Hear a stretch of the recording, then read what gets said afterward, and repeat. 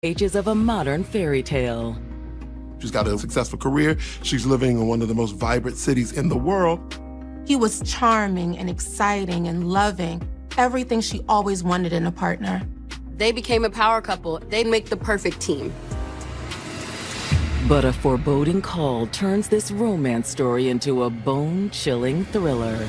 I just got word that something horrible has happened. He opened a suitcase and he discovered a letter, a typed letter. It was clear to all of us that something wasn't right.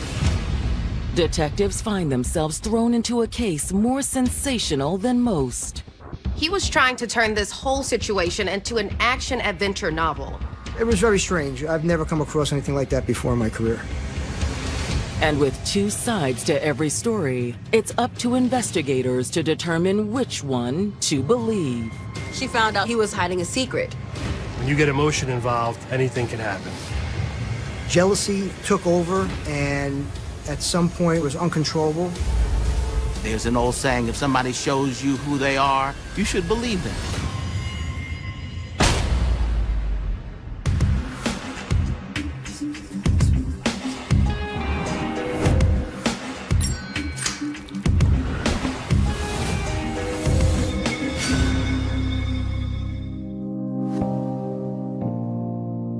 October 22nd, 2018, Montclair, New Jersey. It's a peaceful night in this upscale community, less than 20 miles west of Manhattan. Montclair, New Jersey is a quiet, tree-lined street town that's considered a suburb of New York City. It's very affluent. So there's a lot of homes that are over $1 million, and there's not a lot of crime. But just before midnight, local police receive a cryptic tip. At approximately 11:45 p.m., the police in Montclair, New Jersey, get a phone call from a man named Doug Pearson. Montclair Police. Hello, I live in Pennsylvania. I just got word that something horrible, I think, has happened there in Montclair, and no one is there to call in. What happened? I am not certain, but it sounds like there may be a murder victim there. He said a woman by the name of Angela Bledsoe could be inside of a home in Montclair, dead. Doug gives dispatch an address, and within minutes, a team of Montclair police officers are en route to the residence. I responded to the scene, a larger single-family dwelling, mid-block on a quiet residential street. Police enter the home with guns drawn, not sure what they're gonna walk into. However, when they flipped the lights on, their fears were confirmed. The body, Miss Bledsoe, was on the floor of the kitchen. There was quite a bit of blood where she was laying, and some of that blood had been there for a while. Officers on scene confirm the caller's tip to headquarters. Our units are going to be tied up for a little while. This just turned into a homicide investigation. This one was the first homicide that I had been called about in my acting prosecutor position. And it was a name that was not unfamiliar to me, Angela Bledsoe. Angela had a stellar reputation in her community. In fact, 44-year-old Angela Bledsoe had achieved the kind of success that's envied by many. She was a graduate of Florida A&M, a historically Black university in Tallahassee. She was also a part of Delta Sigma Theta Sorority Incorporated, an organization that focuses on bettering the community. She seems to have been a person who found her way through solid programs and grew to be quite a successful young woman. After graduating in 1997, Angela got right to work. She accepted a high-paying position in New York City as a financial consultant at a multinational bank. She was so successful in her 20s that she was making more money than her parents had in a lifetime, practically. And they were so supportive of her. She keeps her eyes on the prize, and for her, the prize is $1 million plus brownstone in Brooklyn before the age of 30, which is quite a rare task. She continued to climb the corporate ladder, becoming a financial consultant and analyst at various banks and insurance agencies. But as she reached her mid-30s, Angela began to feel like something was missing. She wanted to find love. She wanted to enjoy all that life had given to her with someone special. And in the spring of 2008, she'd find just that. Angela, hey, great to see you. Likewise, Mr. Ray. Please, call me James. James Ray was an accomplished Manhattan attorney. He specialized in insurance. They first met when James hired Angela to run his insurance brokerage. He felt that with her business savvy and his experience in law and insurance, they would make the perfect team. Wow, this is great. I love your ideas. Thank you. 55-year-old James also had an impressive past before getting his MBA. Anything that he put his hands on, he did very well. Mr. Ray was a police officer for a short time, served in the Marine Corps, and was also a black belt in a martial art. Listen, I have another meeting to get to, but how about we continue this conversation later? Over dinner, perhaps? I would like that. Great. Along comes this successful man whose story is a lot like hers. So for her, it feels like, hello, Daddy. The two soon became great partners in the boardroom and the bedroom. Despite their 11-year age difference, Angela found James to be charming and exciting and loving, everything she always wanted in a partner. They would go golfing on weekends, take trips to Martha's Vineyard, and would rub elbows with some of New York's most elite Black community. They became a power couple. And in 2012, the dynamic duo became a party of three when they welcomed a beautiful baby girl. Angela enjoyed being a mother, and James enjoyed doting on Angela and their daughter. As their daughter grew older, James convinced Angela to sell her Brooklyn brownstone and move into his 6-bedroom home in Montclair, New Jersey. Montclair feels like home. It feels like backyard. Life feels easier. And for a young woman who's probably been on the go since she was in high school to achieve, this probably felt like a place of peace. But now, Montclair police have responded to a home that's anything but peaceful. For something like this to happen in Montclair, it's very unheard of. You had a very well-known, likable person who Angela was. This one kind of hit home. There was a multitude of indicators that were popping up that just didn't settle right with me and the other investigators. We all had that gut feeling from the moment we walked in the door that there was something wrong here.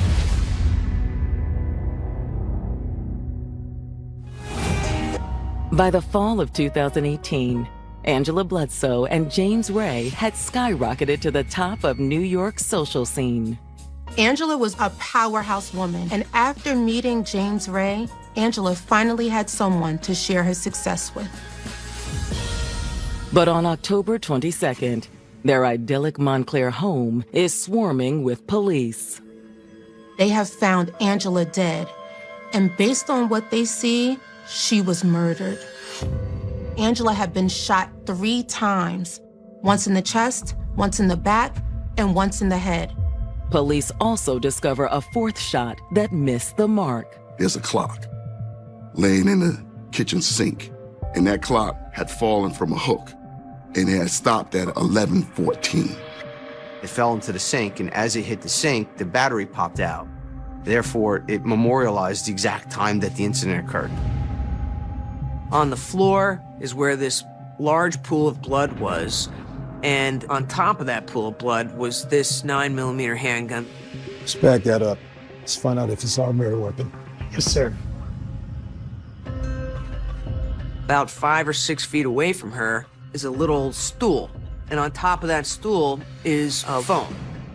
It could belong to the victim, or it could belong to the killer. Okay, let's back this up, too. In the adjoining living room, investigators discover even more evidence. We found a projectile with some blood on it embedded into the love seat. Additionally, we found a handprint or swipe of blood on the armrest of the love seat and the adjacent couch. The crime scene itself makes it appear as though there's been a tussle. Detectives are also drawn to the coffee table by the sofa. On top of the table, we could clearly see empty gun cases and a cleaning kit. There was 2 handgun boxes on the coffee table, and there was a Springfield XD9 pistol on one of them. 3 .45 caliber shell casings were placed standing up on end, side by side, inside of one of the gun boxes. That is odd, extremely peculiar. Notably absent from the scene is the gun that matches the 45mm casings. Hey, have we found a 45 caliber? No, sir. We found 9mm pistols. Where's the 45 caliber pistol? And where is the owner of the home? Angela's boyfriend, James Ray. I've probably been on over 100 homicide scenes, and this one, it just seemed a little eerie. It was clear to all of us that something wasn't right. In their search for answers, detectives circle back around to the 911 caller, a Pennsylvania resident named Doug Pearson. He was the one that alerted the Montclair Police Department of what had taken place. We bring him back to our headquarters where a formal interview was conducted. They wanted to know how he knew that Angela was dead. Well, it all started last night around 6 p.m. Doug explains that he got an unexpected visit from a family member. That individual was Angela Bledsoe's boyfriend, James Ray. Hey, how's it going, man? I'm good. But listen, I got a favor to ask. He asked him for an unusual request, and that was to keep his 6-year-old daughter for a week. Angela and I are slammed with a big work emergency. It'll mean a lot to us if you can watch her. Doug was family, so he wanted to help, so he reluctantly agreed.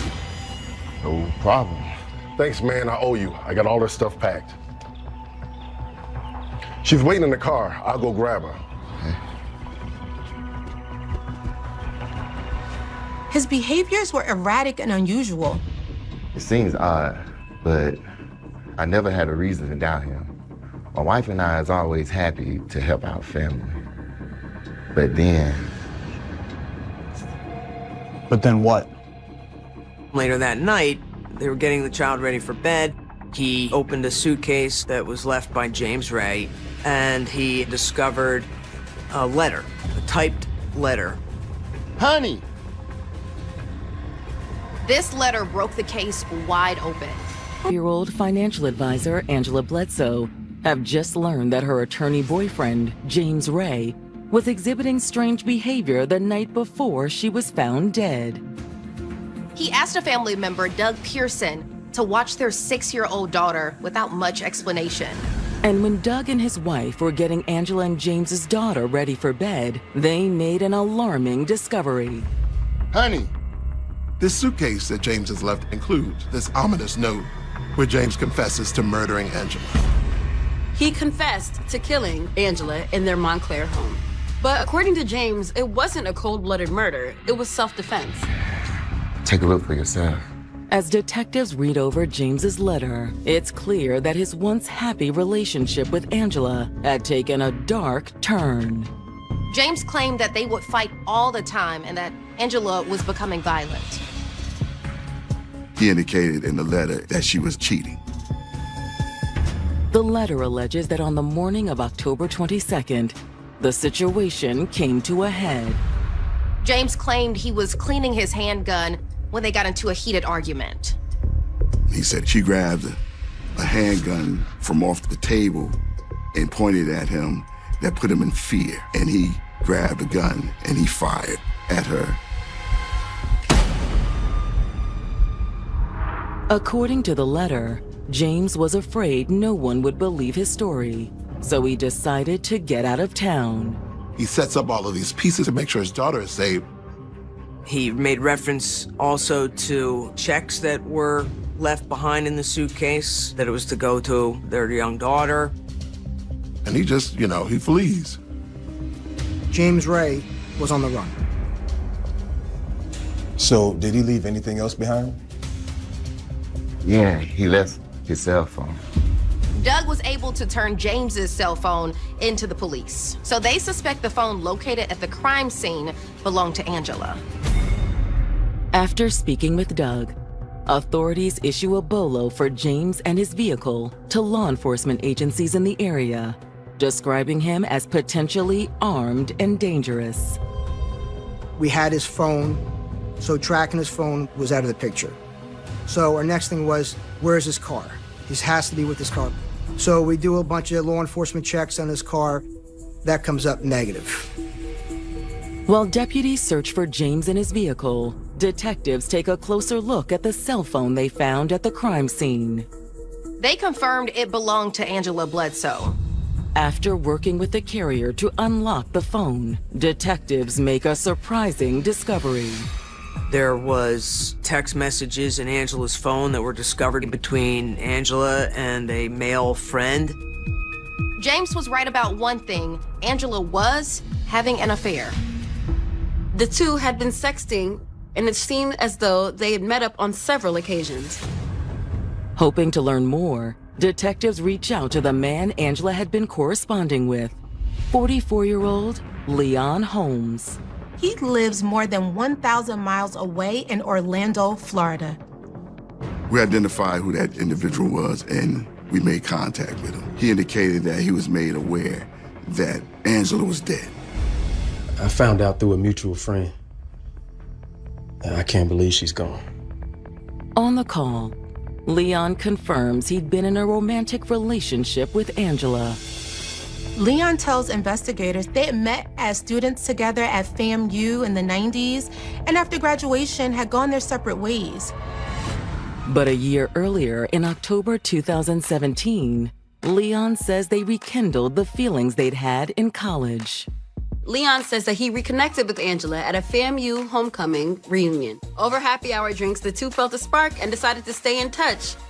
Leon confirmed that he and Angela had in fact been spending several weekends together between Orlando, where he lived, and New York City. But according to Leon, he had no idea the connection he and Angela were building was actually an illicit affair. He thought Angela was single.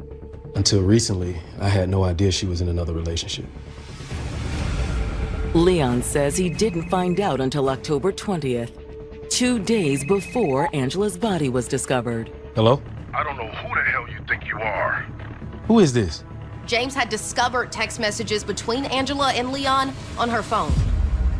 Shortly after, Mr. Ray contacted the individual and threatened him.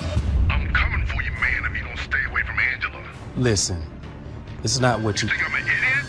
Huh? I'm coming for you. Leon was so frightened by James's rage that as soon as the call ended, he contacted Angela to warn her. He's concerned for her life because James's behavior and his threats toward him made him feel menaced, and he states away. Angela lives with this man. Why didn't you tell me? When Leon asked Angela if her and James were really living together, she confirmed that they were, but implied that the relationship was coming to an end. Based on what detectives were piecing together, it seemed that as soon as James realized that Angela was having an affair, it really pushed him over the edge. And it seems that that may have driven him to commit murder. Thank you so much, Leon. And if we need anything else, we'll contact you. After speaking with Leon, detectives are more eager than ever to track down James Ray, and soon they'll get their chance. Montclair detectives receive a tip. James's car had been spotted at Newark Liberty International Airport. At that time, myself, Detective Muhammad, responded there, where we located the vehicle in the parking deck in Newark Airport. It was parked, locked. We could see inside on the dashboard that there was a parking ticket with the date and time. The ticket shows James had entered the lot around the same time that the police responded to the homicide scene at his house. The ticket in the window that we can clearly see indicated like 12:01. His car entered that lot. But frustratingly, there are no clues to where James went next. Once we conducted a search of the entire vehicle, there was no items of evidential value found. We did canvass the parking lot for surveillance video, however, there was none. The fact that James left his car at an international airport heightens concerns. Not only is he clearly no longer in the tri-state area, he could be anywhere. Montclair police decide to recruit help from the FBI. There's a procedure that you go through with the FBI that you call red tag, someone that might be on the run. A red notice had to be served through Interpol. While they wait for leads, detectives reach out to Angela's friends and family, hoping for more information that could help them find James. As investigators sit down with Angela's loved ones, they're still mourning her loss. But they also drop a bombshell.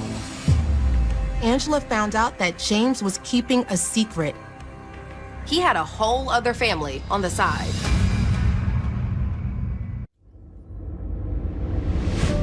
For 48 hours, law enforcement agencies across the globe have been searching for 55-year-old James Ray, a Manhattan attorney wanted for shooting his girlfriend, Angela Bledsoe, to death. He's left his cell phone behind, turned off. He dumped his car. He's nowhere to be found. James also left behind a confession, claiming Angela's murder was an act of self-defense. But her loved ones aren't buying it. According to Angela's friends and family, the only one that needed help being defended was Angela. Well, it took us a while to realize what was really going on. When they first got together, Angela and James were a match made in heaven. They were both successful Manhattanites making a name for themselves. But the family explains that not long into their relationship, Angela and James hit a major bump in the road. Angela found out that James was hiding a secret. He was married with 2 adult children. That was the first red flag. Angela was shocked.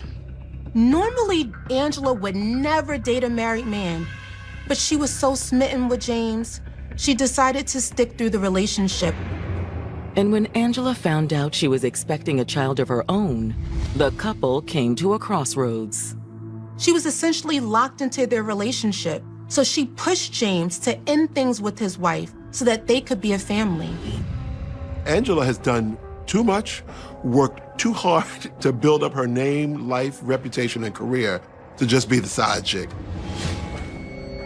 Eventually, James followed through and divorced his wife. Angela moved in with James in his Montclair home, the same home that he had shared with his first wife.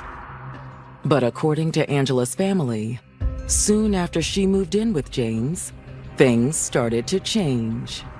That's when he started showing his true colors. Slowly but surely, she started to reveal that the relationship was not a healthy relationship. Who's that? It's just my sister. You must really think I'm stupid to believe that. You're a liar. She revealed to them that James Ray was very controlling. He spoke down to her in front of their child. He was demeaning towards her. There's an old saying, if somebody shows you who they are, you should believe them. Things reached a tipping point when James was able to confirm that there had been a physical relationship between Angela and Leon Holmes. I already read the messages. I know you've been running around on me down in Florida. You know what? I'm out of here. You know what? You're gonna regret this. Both of you. Yeah. James had threatened to beat her and Leon up. She ultimately made a decision that she was gonna abandon this relationship and seek out a better life for her and her child. According to the family, in mid-October, Angela had bravely communicated her plans with James. She'd sent him a text message that she was leaving the relationship, that she has tried everything she can to preserve it, and she was gonna be moving on. And on October 22nd, the day she was killed, Angela put her plan into action. She was taking the steps to move out. She makes an appointment with a realtor to see some houses for she and her daughter. And he was aware that she had been house hunting. Angela's family also scoffs at the claims James made in his confession letter, that Angela pulled a gun on him first. No, no way. Loved ones all confirmed that Angela was a non-violent person. It appears that James might have been trying to paint the picture of this angry black woman, but her family paints a completely different picture that seen no signs of any kind of aggression. It just wasn't who she was.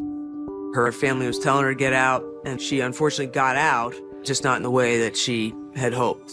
She was removed from that home in a body bag. Yet after a week with no sign of James, investigators begin to worry that he'll never face the consequences for what he's done. Investigators are starting to become worried that the case will turn cold. But on October 28, 2018, they finally catch a big break. This is Rangers.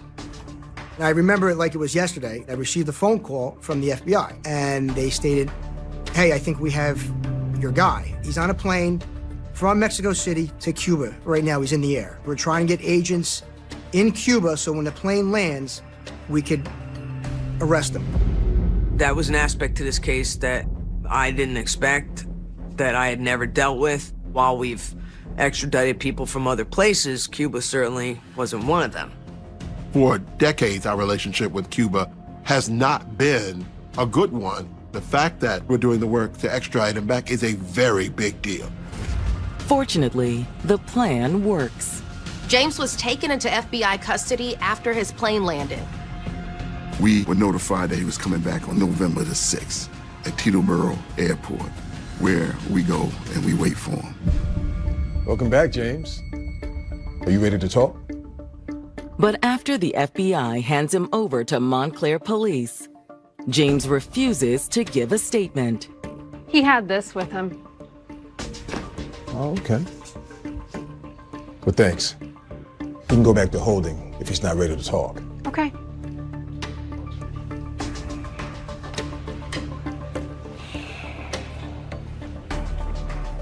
And from that point, we collect his personal effects, which was a large duffel bag.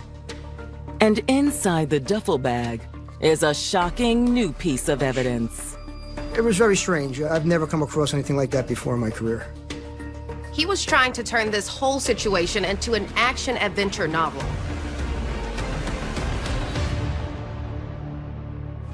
Apprehended fugitive James Ray after he murdered his girlfriend, Angela Bledsoe, and fled to Cuba.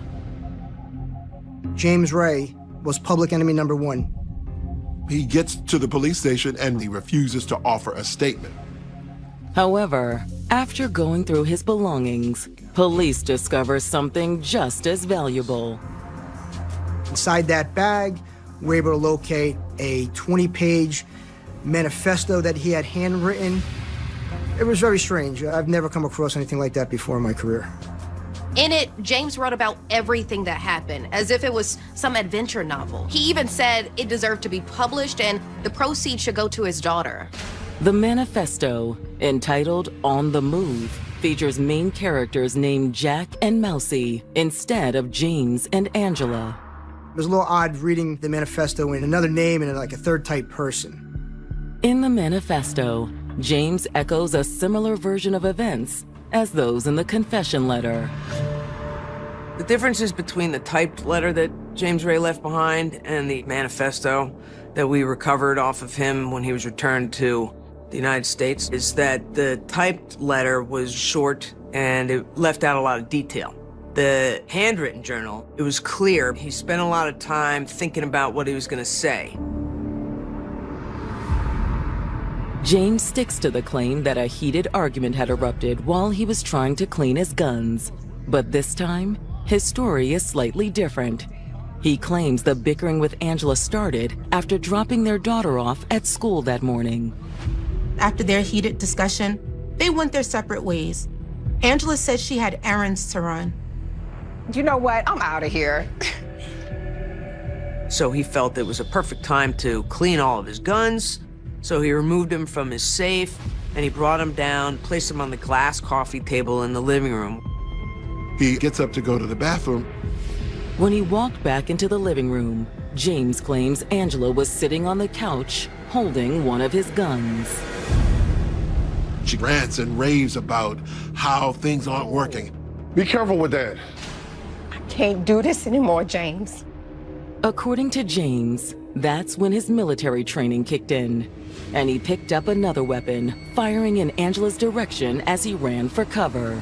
Like out of some Rambo movie, it becomes a shootout where he's in survival mode. He claims that he ran into the bathroom and hid. And he says it feels like he was there for an eternity, and he comes out because it was quiet. When he came out, he saw a trail of blood leading into the kitchen. He goes into the kitchen and he sees Angela on the floor. When she sees him, she raises up the gun to shoot at him. He goes into fight or flight mode and just shoots wildly because he's got to defend himself, because she's been there poised and ready to just take him out. When all the dust settles, he claims he goes up and checks on her. She's not breathing. He goes into what do I do next mode, which then is when he decides to pack up his stuff, to pack up his daughter's stuff, to assemble all of the things that ended up in the suitcase that Doug had. He then retrieved his daughter from school and went to meet Doug Pearson. After dropping his daughter off, he then went to Newark Airport. James knew police would be looking for his car, so he abandoned it at the Newark Airport. From Newark Airport, he then took a taxi to Philadelphia, where he stayed a couple days. And during this whole time, from what the letter stated, he was in possession of the murder weapon. He stayed at night living amongst the homeless, and then began to meticulously dismantle the gun and distribute it around town so that the gun in its entirety couldn't be found. From there, James hitched rides traveling southbound, eventually landing in Texas. He then takes a bus from Texas to Mexico, where he would have been under the radar. It is in Mexico that he takes a flight from Mexico to Cuba, which then sends off the bells and whistles. When detectives finish reading James's manifesto, they're stunned. We all looked at each other afterward and say, listen, there's no way that his story from the manifesto that she was the aggressor is in any way, shape, or form true. The crime scene was staged. We all had that gut feeling from the moment we walked in the door that there was something wrong here. This was nothing close to self-defense. It was not passion, provocation, manslaughter. This was a straight-up, cold-blooded murder. But will justice ever be served in this sensational case?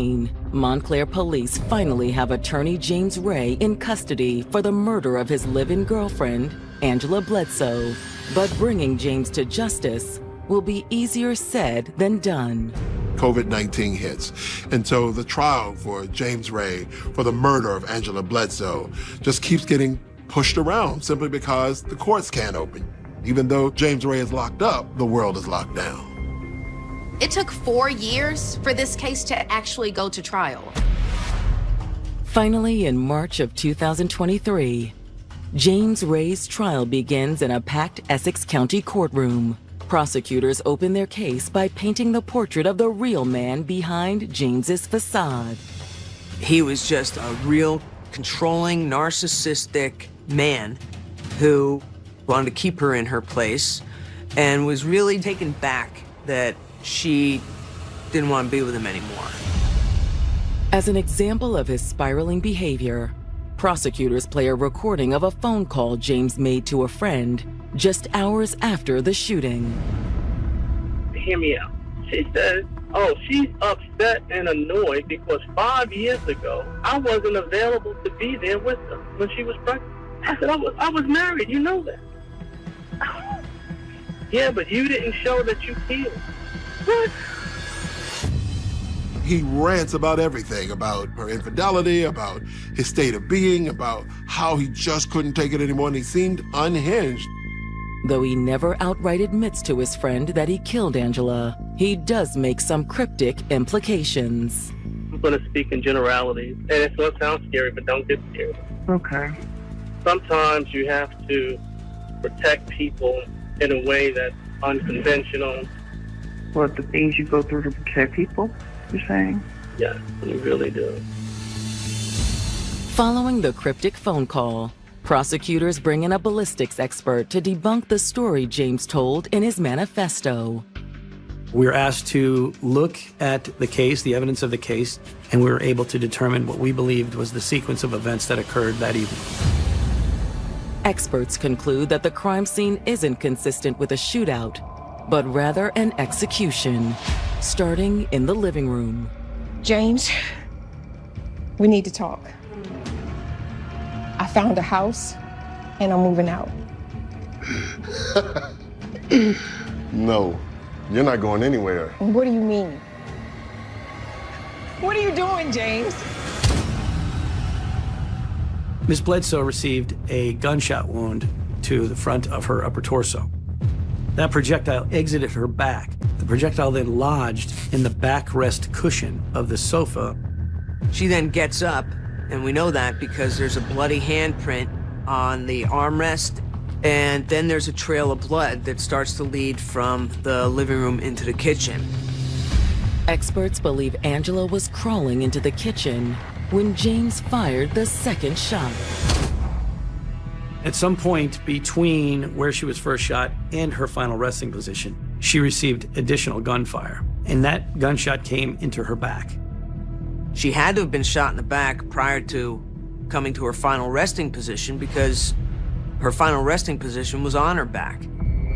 Fighting for her life, Angela was able to turn over for one last look at her former lover as he stood over her and fired the final shot. There was nowhere else he could have been except standing right over her when he delivered that gunshot. So the ballistics in this case and the wound paths completely demolished any claim of self-defense that James Ray was trying to assert. Question has to be asked, just from any investigative standpoint. You're holding a firearm in your hand. You've already fired the firearm. You've already struck the individual. If you're that much in fear, why don't you leave? He could have went to the neighbors and he could have called for help. He didn't do anything like that. Frankly, Mr. Ray gave us everything we needed to disprove his claim of self-defense. When he left the crime scene the way it was, Mr. Ray helped us actually prove our case beyond a reasonable doubt that it was in fact an intentional, knowing murder. After a 7-week trial, it only takes the jury 3 hours to reach a verdict. He was found guilty of first-degree murder, and it was just sheer joy, sheer elation. But just a few days before James is due to face a sentencing of up to life in prison, the story takes one last shocking turn. On June 18, 2023, Father's Day, James Ray was found unresponsive in his cell at Essex County Correctional Facility. James is rushed to the hospital, but it's too late. He's pronounced dead from a drug overdose. It kind of brings disappointment to the investigation, to the prosecution, and also to the family itself. He needed to hear the impact statements. And they wanted to let them know what they felt. And he ducked what he needed to hear from the loved ones. Justice fell a little short for the Bledsoe family, and that's too bad. They deserve better. But in everybody's mind, he was convicted. That's the most important thing, is that everybody knows that James Ray did not go to his grave an innocent man. It's a shame that a woman who had so much potential and already proved so much success and so much knowledge had to end in this way because of a lover. A mom lost her life, a daughter lost a mom, and years later, the daughter loses her father. With domestic cases, people that are left behind are the ones that really get hurt the most. All these other family members have to suffer now for the rest of their lifetime. Domestic violence does not discriminate. You could be successful, you could be educated, and it could still come to your doorstep. Listen to yourself and the voice inside your head that says, maybe this relationship is toxic. Just be safe and get out of the relationship. Abuse is never okay. If you or someone you love is in an abusive relationship, there is help available. Call the Domestic Violence Hotline at 1-800-799-SAFE.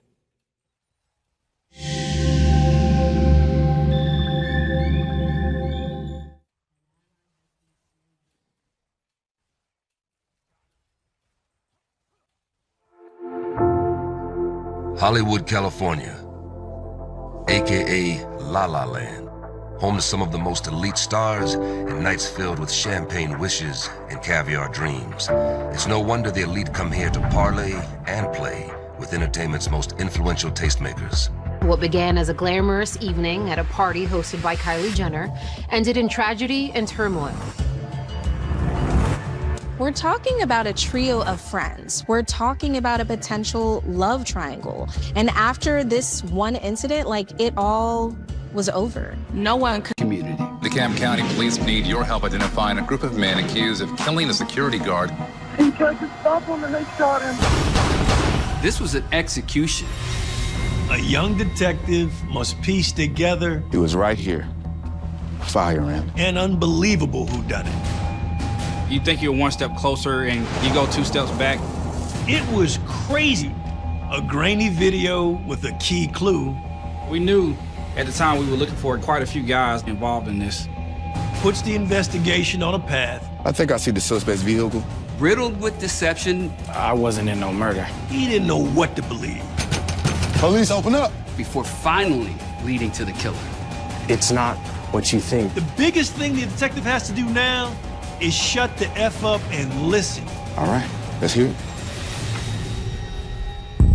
We spent our careers solving Atlanta's most puzzling homicides. But there are other investigators just like us.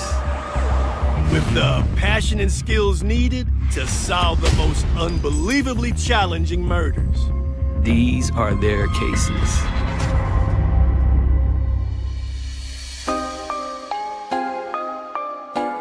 We're driving out here in DeKalb County, just outside of Atlanta.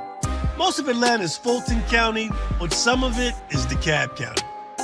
And sometimes the way DeKalb intersects with Atlanta, when I was a patrolman, you wouldn't know which side of the street was Atlanta jurisdiction or DeKalb. So we were tight with the detectives in DeKalb homicide because they had to always close some really tough cases. In fact, in the winter of 2022, they caught a wild murder mystery. And it all started at this very location.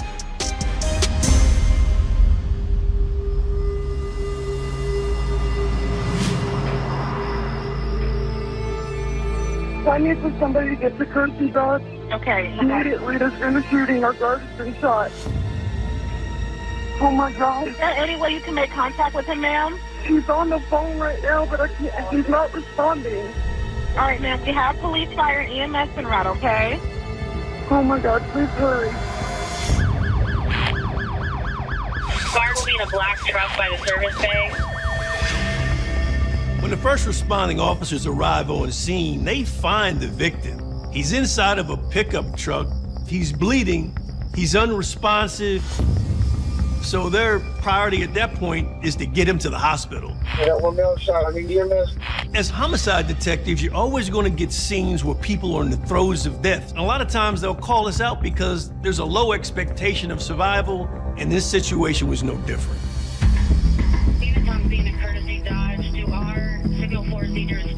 DeKalb County Detective J.B. Williams is assigned as lead on the case. This guy was a rising star in DeKalb homicide. I grew up in the city of Atlanta. I just always had an interest in law enforcement. One of the shows I used to watch growing up as a kid was Cops. Then the First 48, it's just interesting to see how they would put everything together.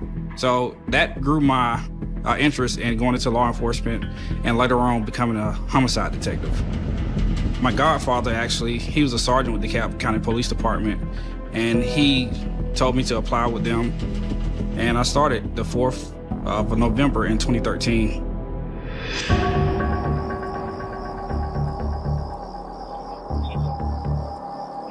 In June of 2019, I was promoted up to the Homicide Assault Unit. Photograph everything.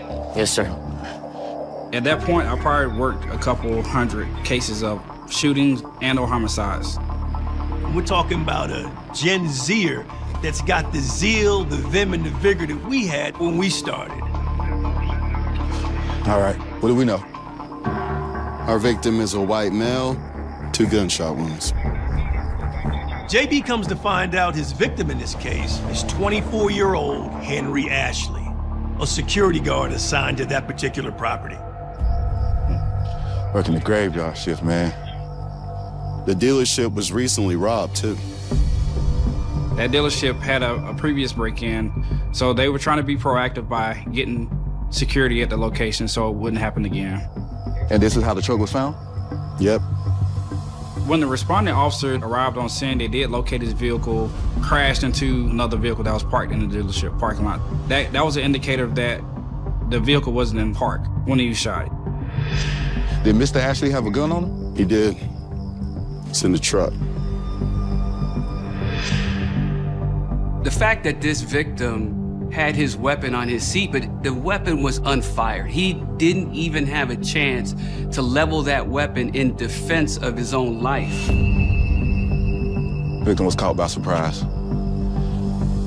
So this looked to us a straight-up assassination. Yep. They got the drop on him. Find the shell casings? Yes, sir. Right over here. All right. There were several bullet holes in his hood and also his door. The shell casings were approximately 10 to 15 yards from where the vehicle came to a rest. We found 8. What size? 9 mil. 8 times seems focused. I mean, that's really leaning into it. Almost sounds like overkill. We've had cases in the past where multiple shots means it's vengeance. Was it random, or was it some other focused event? These are the questions you ask yourself as an investigator. He was right here.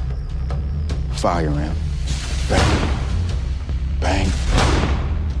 Bang. J.B. Williams had to consider that this was a personal assassination of this particular victim.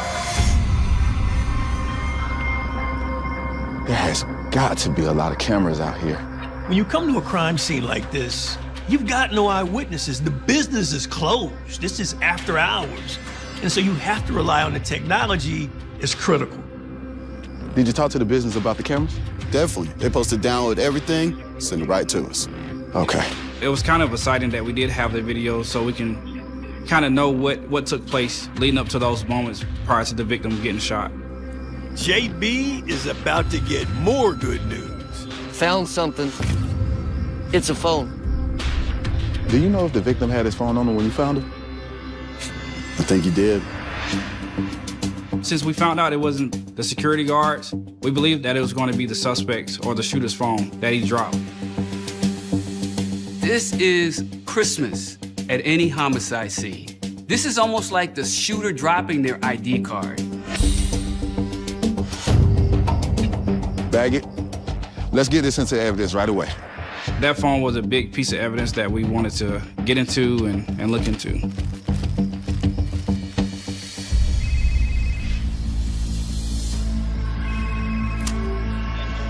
This is JB. Mr. Ashley didn't make it.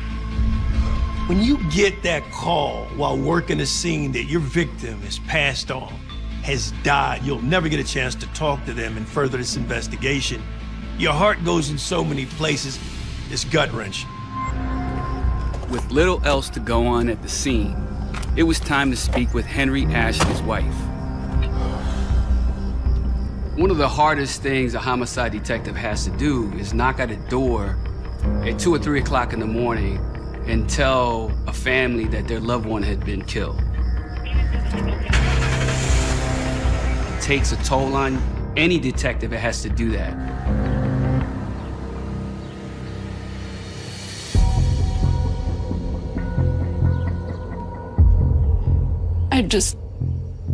I don't understand. He left for work, and his family expected him back home later that morning to come back home to his son and his wife, but he couldn't do that because of this senseless act. When was the last time you spoke to your husband? Earlier he called me. He knew something was wrong. The victim told his wife he had a bad feeling about that night, that literally the hair on the back of his neck was standing up, almost as if it was a premonition that something was going to happen. Moments later, shots rang out. I know this is hard, but we need your help. What do you need? We rely heavily on these family members to help us solve their case. They know everything about this victim. If they had some type of beef with somebody. Did your husband have any enemies? No. No one. This victim had nothing going on with anybody. He was well liked by friends and family. So this case really shifted in the direction of this is probably a property crime that turned into a homicide. Well, we appreciate your time, and I'll be in touch, okay? 1 second. JB. Hey, JB, we have video surveillance from the dealership. Okay, I'll be right down. This entire murder could have been caught on film. Quinn and I met with JB to see the footage with our own eyes. Hey, what's up, guys? What's up, Vince? JB, how you doing? JB, heard some good things about you, brother. Yes, sir. Yes, Hey, sir. man, I heard you had a video for us. Yes, I got some great video for you guys. Back, man. All right. Head back to the office. Let's do it. Having video like this tells the story. This is the security footage approximately 20 to 30 minutes prior to the shooting actually happened. That's his vehicle right there? Yes, this is his black truck, the security truck, and he's sitting here just like a normal night. JB shows us a different camera, which picked up something suspicious. And we can see these guys coming from the wood line, walking onto the dealership's property. Wow. You got 5 guys coming out the wood line like stormtroopers. We don't have one person, we got 5. So what's really going on here?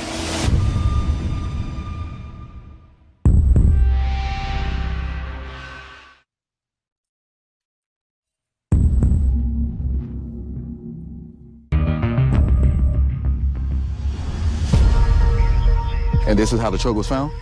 Yep. DeKalb County Homicide Detective J.B. Williams is investigating the murder of security guard Henry Ashley. They got the drop on him. He was gunned down in cold blood while working the overnight shift. And we can see these guys coming from the wood line. You can't really see their faces, but surveillance video shows multiple suspects. I'm like, this is huge. So looking at this video, they're not communicating. Doesn't look like they're talking, almost as if they've had this planned out. Those 5 individuals then enter the service bay and proceed to try to get keys for vehicles to steal from the location. A short time later, Henry Ashley interrupted the robbers' plans.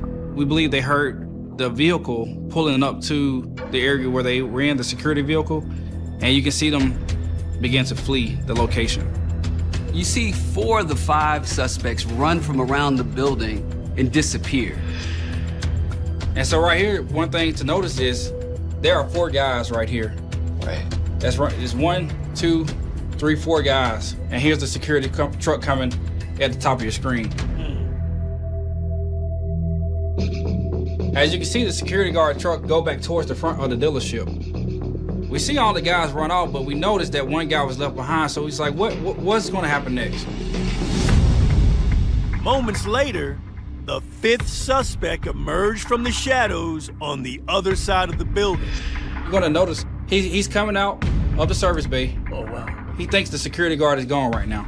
So he's running in the same direction that we saw the security vehicle driving towards. Correct. The security guard proceeded to drive through the parking lot, and something catches his eye. He stops and backs up.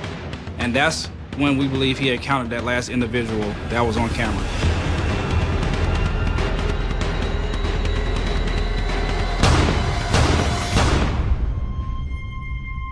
The murder, the actual killing, is not caught on camera. It's actually obscured by the brick and mortar of the business itself. Shortly thereafter, the 5th guy ran off. So no doubt, your thoughts are number 5 is your shooter. 100%. Even though the murder happened in a blind spot, it's chilling nonetheless. And the next thing you see moments later is a security officer's truck slowly going forward and crash into a parked vehicle. With all of the options that number 5, presumably the shooter, had to escape, He chose to engage the security officer. He could have ran into the wood line, but he chose violence. That's disturbing. Right. He chose violence that day. Right. So at this point in the investigation, Detective Williams has a lot of evidence. He's got 8 shell cases, 9mm. He's got video that basically captures all 5 suspects. He's got a phone that's left on scene. He's got a lot of work to do. JB screens the security video countless times, searching for clues to ID the suspects. You have to study that video like it's the birth video of your first child. The shooter initially had on a mask, and once he got into the bay, he took it off. But the camera wasn't, I wouldn't say that great, where you can kind of identify him from the video. Making progress? I think so. What do you see? You can just tell by the face of the individual that took off his mask and their mannerism and moving throughout the dealership. You can tell that they were younger guys. Like, look at their clothes. They look like teenagers. What really catches JB's eye is the shooter's distinct clothing.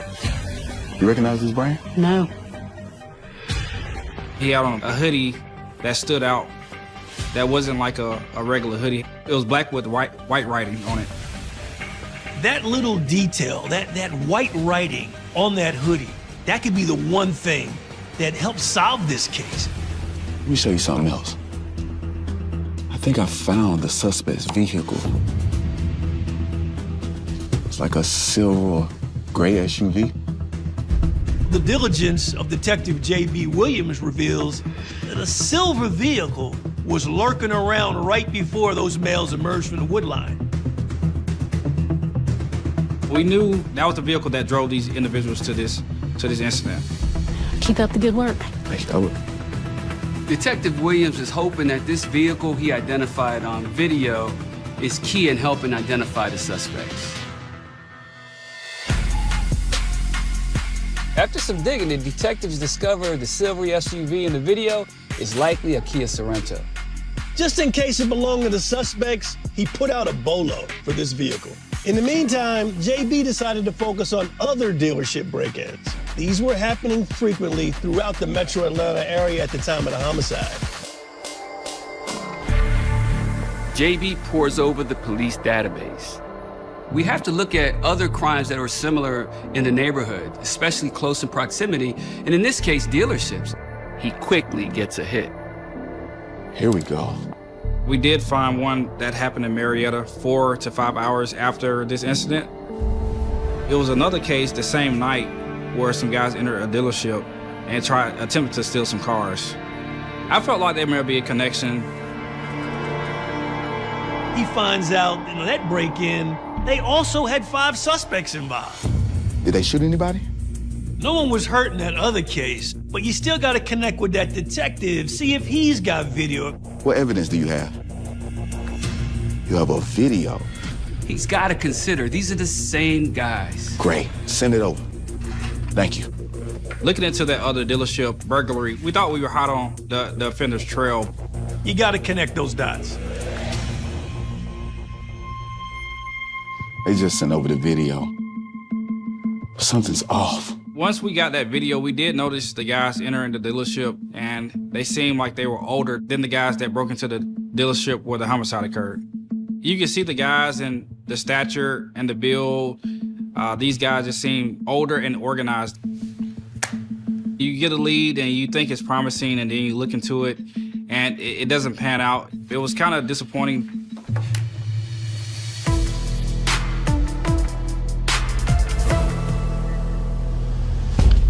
Four days after the murder, JB gets positive news. JB? Detective Williams learns that the processing of the iPhone found on scene is completed. This is go time. What's the name? Irving Smith. We did link that phone to a 22-year-old black male that was local, that lived not too far from the dealership. So now this is all matching up. He probably has one of the 5 people identified. Okay, thank you. We got right on it and went out to his residence. Irving Smith better be able to explain how his phone is on J.B. Williams' murder scene. We got with uniformed patrol to assist us in going out to the house. We do that to be on the safe side. Police, open up.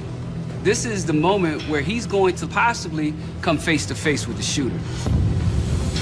This is gonna go one of two ways, either really, really good or really, really bad.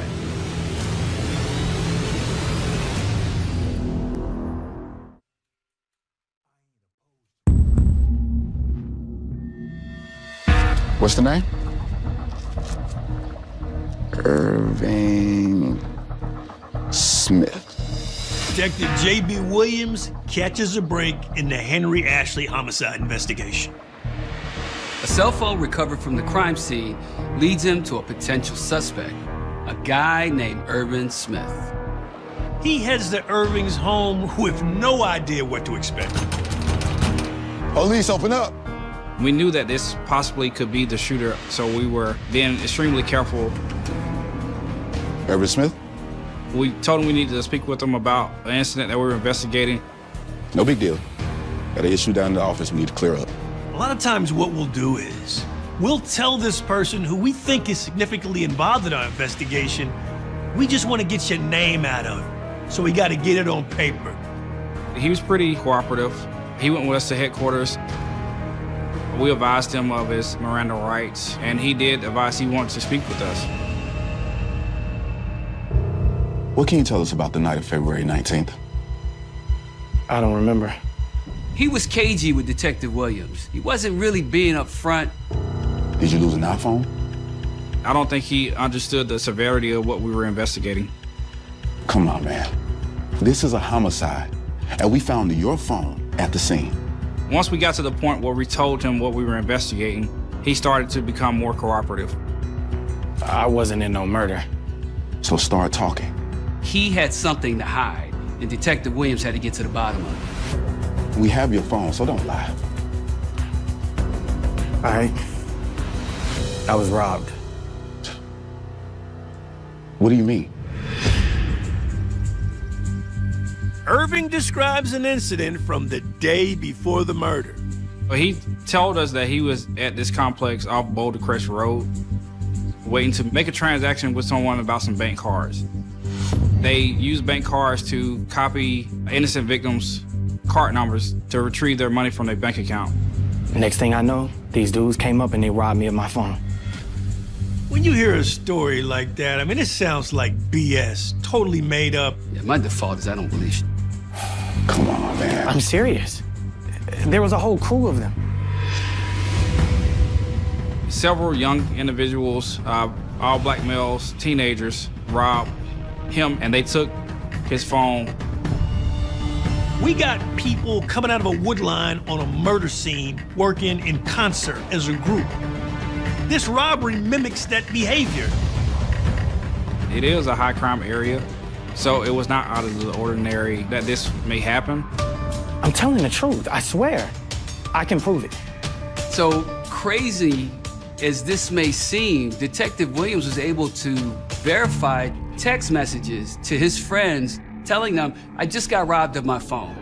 So the phone that put Irving Smith in this crime scene now has taken him out and alibied him out. He is not one of the 5 suspects. You're free to go.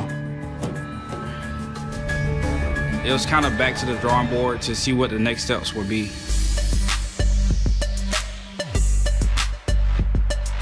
With Irving ruled out of this crime scene, Detective Williams shifted his focus to the Kia Sorento that was captured in the surveillance video.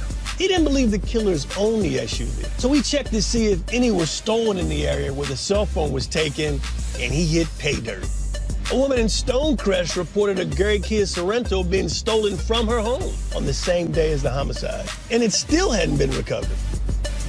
JB thought it's gotta be the vehicle, so he went on a relentless search to find it. Once we found information about the Kia Sorrento and the area that it was stolen from. We went out to the area of the stolen iPhone to see if it was maybe ditched in the apartment complex or a park or anything, or a business nearby. Baby. We've had cases where we have done this, but we have never actually found the car ourselves. That's a needle in a haystack. I started to go through the different complexes and immediately noticed a gray Kia Sorrento backed into a parking space. I think I see the suspect's vehicle. The suspects could still be driving.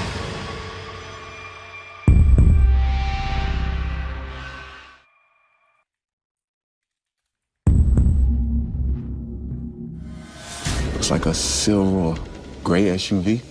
Detective J.B. Williams has identified the getaway vehicle in his murder. The SUV was stolen on the morning of the homicide, and it hadn't been recovered. Baby. Finding that SUV could be the actual key to solving this case. I think I see the suspect's vehicle. JB proceeds with caution. Stand by. I pulled into an adjacent parking spot, and I sat there for a second to see if someone may enter the vehicle. With no activity, JB finally heads for a closer look.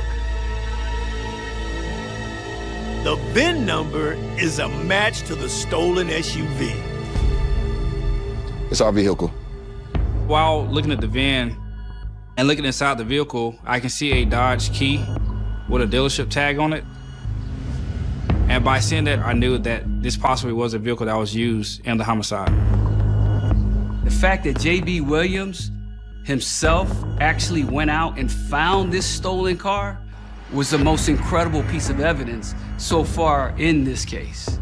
That's over the top. I mean, that sounds like I'm not making elementary. it up. That is incredible. But this just goes to show Detective J.B. Williams is a bona fide dog in them streets.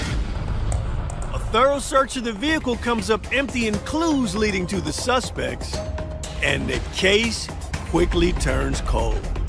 Even though J.B. Williams didn't find that tangible evidence like fingerprints, DNA, you're confirming to yourself as a detective working the case you're on the right trail.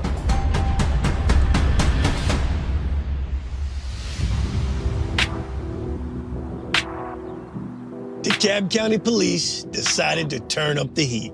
So on March 1st, they issued a $10,000 reward for any information leading to an arrest. Authorities are increasing the reward to $10,000. JB also released the surveillance video to the media, hoping someone would recognize the suspects. We solved a lot of cases in our careers going this route. But as a detective, you always have to weigh the risk of putting too much information out there versus the reward of someone calling in. JB, he had that same dilemma. He made a choice and hoped for the best. You can't watch the phone nonstop because you're not sure if someone's gonna call in or not. But it isn't long before the phone starts ringing with tips. One young lady called in and said that she believed that one of the offenders worked at a tire shop within the Decatur area. We also received information from a middle school of a principal saying that he knew who the offenders were. We looked into the information and it didn't pan out. So many times, David and I have been on a case and we're honing in on the right suspect, only to find out it's not the right suspect. And that's Homicide 101. JB doesn't wait long for the next potential lead. All right, what information you had? I really have a lot of information. We received a tip of someone saying that they know exactly who the person was. The one with the hoodie that has the writing stuff on it. She recognizes that black hoodie with the white writing all over it, and this is the same person that J.B. Williams believes is the shooter. All right, can you at least just tell me how you know it's him, this guy? I know his face. My brain would swell up if I heard that information come from a caller. That is a bam moment. The hoodie belongs to my son.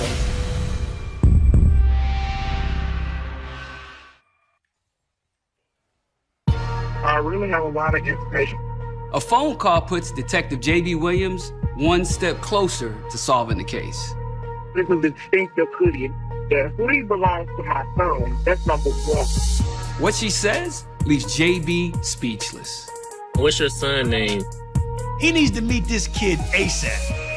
I called my son going off on my son. I was like, what the hell? He was like, I didn't wear that hoodie. He was like, that's not me. That hoodie was her son's hoodie, and he allowed his cousin to borrow the hoodie. Okay. Bring the hoodie in, but I don't want my son or my name tag or anything. We began to look into the number because she did not want to give information as to who she was. So we look into the number they called and locate an address for the individual that called to give the tip. You need a search warrant. You got to go to that house and get your hands on that hoodie, and you got to do it legally.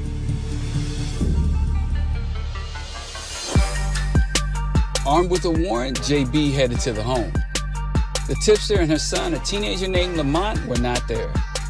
There were other family members in the home, and they allowed the detective to search the place. JB wasn't able to find a hoodie or any other evidence connected to the case. However, the family members actually called the woman, and she agreed to bring her son into the homicide unit to have an interview.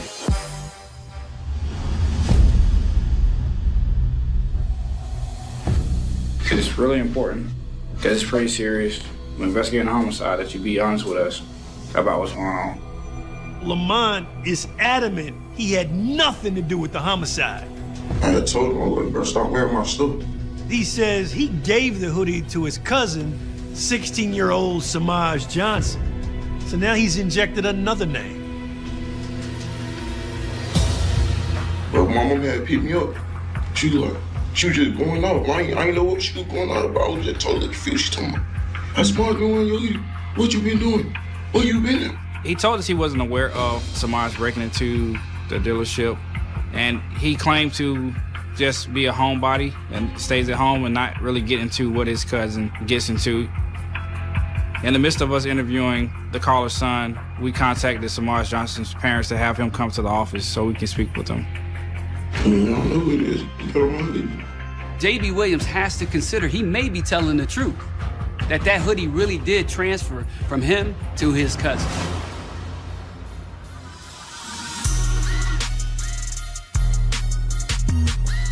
While waiting for Samaj to show up, JB begins some preliminary background checking on the young man.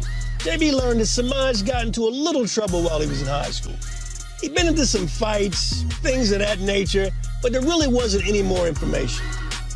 With juveniles, if they've gotten themselves in trouble in the past, that information is sealed. And it's protected by the law. We can't even see it, and we damn sure can't use it. JB was gonna have to go into this interview ice cold and only confront him with the crime that he was investigating. Later that same day, Samaj Johnson arrives for questioning. With him being a juvenile, so both his mother and father was inside the interview room at this time. Let's begin. We just started to ask him his whereabouts on the night in question and try to get him to tell us what happened that night. I wasn't there. No, so this is the thing. Let me tell you, this is the thing. We know you was there, so we just want to know what happened that night. I wasn't there. He denied knowing about what was going on and claimed to not be there at the incident. You didn't have no mask on your face. No, that wasn't my face. Yo, listen, Samaj, real fast. I'm telling you, it was you.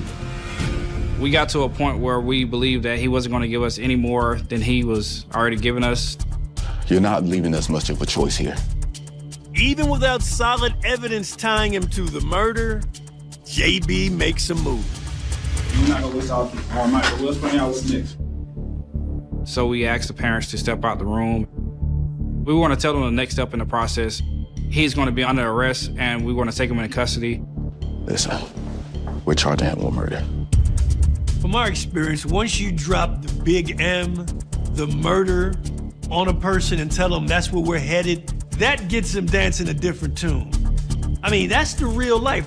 Whoa, wait, can we just talk, just us?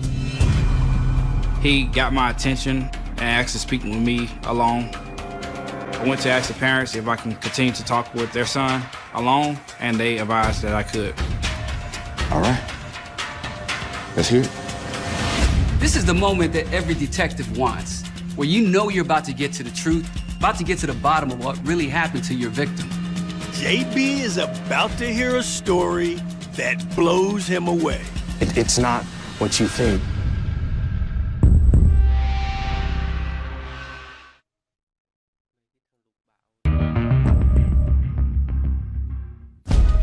Let's begin. The Henry Ashley murder case seems to be coming to a close. Yeah, I wasn't there. Listen, we know you was there. Detective J.B. Williams has identified at least one of the suspects, a teenager named Samaj Johnson. Can we just talk, just us? Anytime a detective gets a coattail pull from a suspect, that's the moment of truth. This kid wants to say something. It's not what you think. J.B. Williams is finally about to get some answers. I mean, yeah, I was wearing the hoodie, but this whole thing's not my fault. Samaj Johnson tells Detective Williams a crazy story. He was walking down the street and encountered some guys that end up kidnapping him and forced him to break into the dealership.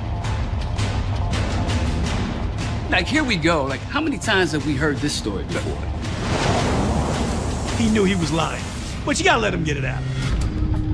But then they gave me the ski mask, and then they gave me a hoodie. They gave me that hoodie that y'all talking about. Boom. They told him to, once you get to the dealership, to go get some keys from the service bay. Tell me about the security guard. That guy spotted me. He told me exactly what we saw on video, that the security guard backed up and spoke to him. You shot him? No way. He said once the security guard backed up and spoke to him, he immediately heard gunshots. Shots just started firing. Samaj goes on to say that these people just started shooting out of the woods. Who owns shooting for them woods? You telling me literally like 50% of the truth? No. That's total BS, because what we know is shell cases are found right by our victim's security truck. Samaj changes his story. He then told me that it was a male that came around the corner from where they were standing. Why isn't that guy on camera running away? By the video, we knew that there was no one else out there other than him and the security guard.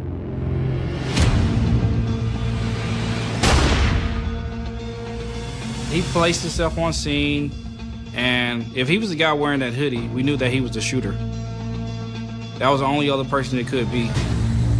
I was there, but I didn't kill him. He pretty much admitted to me everything that he did other than shooting the security guard. Your story doesn't make any sense. Who were the guys you were with? I told you everything. The lies he's filling the room with are not even consequential to a successful conviction. Based on all of the evidence, we believe that these 5 individuals went to that dealership that night to steal some cars. Some of the offenders that entered the dealership got away from the security guard.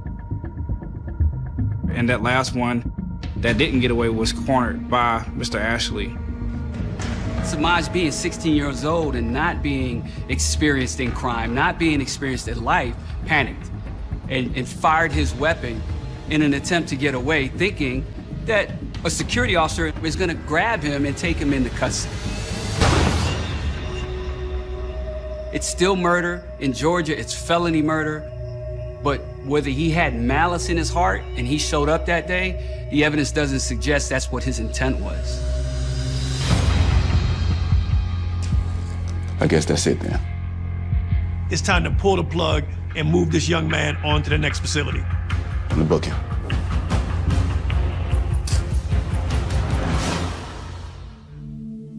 "12 days after the murder, 16-year-old Samaj Johnson was charged with burglary and murder. He still refuses to name any of the other 4 suspects. A judge rules that Samaj will be tried as an adult.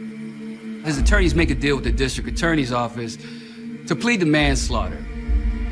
20 years for the voluntary manslaughter charge and 5 years for the gun. To serve that, even at 16 years old, that's a long sentence. But at the end of the day, Samaj Johnson is where he needs to be to serve his sentence for the crime that he committed. It was a very rewarding case for Detective Williams. So this kid wouldn't talk to anybody, but he chose you. He chose you, and you were the only person he would talk to. What do you think that is? Yeah, so during the beginning of the interview, I told him a few things about what we knew, and I believe that he knew that I wasn't playing around. He knew it was time to come forward and tell what happened that night. And even though he didn't give a classic confession, the fact that he put himself on the scene in the midst of shell casings and our business, we call that a confession. When I think back at this case, I think of two different things that are happening simultaneously. We have a poor victim who is working a midnight shift to raise his hood, faces a horrific crime. I found a dead body in a trash can. This looked like a ritualistic killing. A detective with a passion to solve the case. I know that it was similar to my aunt's case. It's bringing back some horrible memories. A dark motive. And she knocked on his door, and he won't let her in. Comes to light. Did she witness anything? He said that she had gotten into a U-Haul. But nothing. Why you got blood, Al? Is as it seems. Hey, DD, we have a warrant. He came out and told me that she had got in a van with 2 grand. Until the case reaches a shocking conclusion. Man, did you realize I almost hung myself? Are you kidding me right now? This is crazy. We spent our careers solving Atlanta's most puzzling homicides. But there are other investigators just like us. With the passion and skills needed to solve the most unbelievably challenging murders. These are their cases.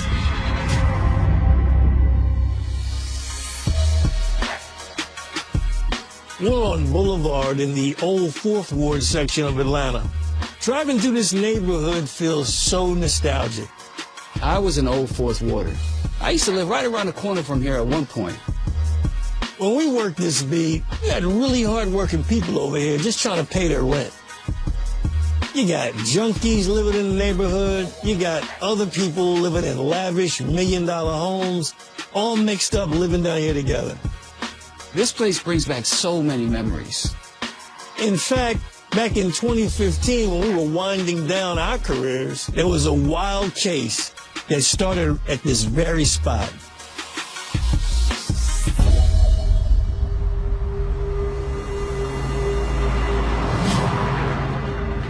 Atlanta 911, what is the address of your emergency?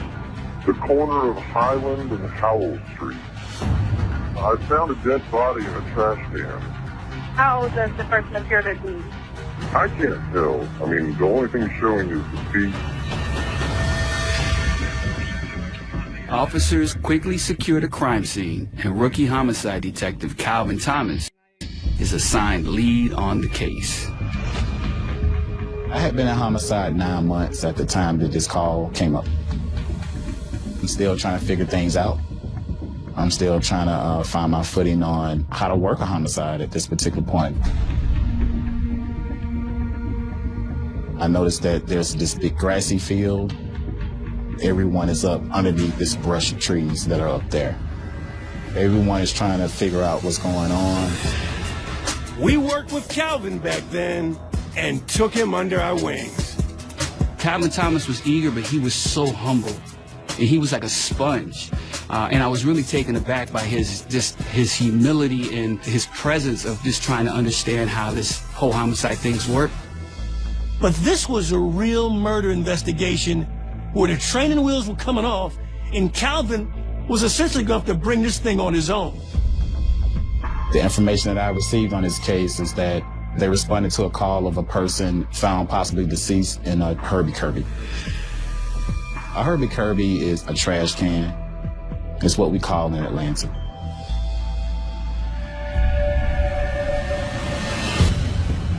You can see that the person is head first, wrapped up in a blue moving blanket, where they are actually tied with 12-gauge wire.